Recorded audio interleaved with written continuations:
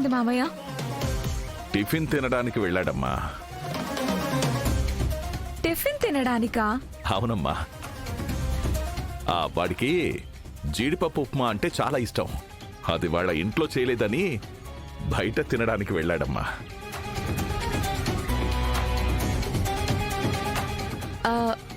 అయినా మనమందరం హాల్లోనే ఉన్నాం కదా, ఎప్పుడు వెళ్ళాడు? వెనక డోర్లో నుంచి వెళ్ళుంటాళ్లేమ్మా. అవునమ్మా, అట్నుంచే వెళ్ళుంటాడు. అదేంటి, మేమొచ్చామని సిద్ధుకి తెలీదా? వాడు అప్పుడప్పుడు ఇలా చేస్తుంటాడమ్మా. వచ్చేస్తాళ్లే.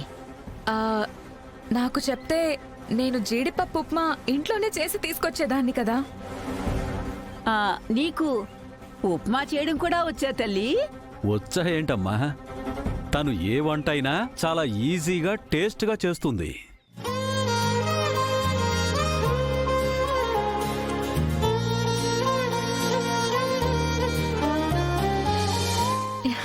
సిద్ధుకి జీడిపప్పు ఉప్మా అంటే ఇష్టం కదా నాన్న, నేను వెళ్ళి చేసొస్తాను. అలాగేనమ్మా. తీసుకోండి. అమ్మా, నీకెందుకమ్మా? పర్వాలేదు అంకుల్, ఈ రోజు స్వయంగా నా చేత్తో చేసిన జీడిపప్పు ఉప్మానే నేను సిద్ధుకి పెడతాను.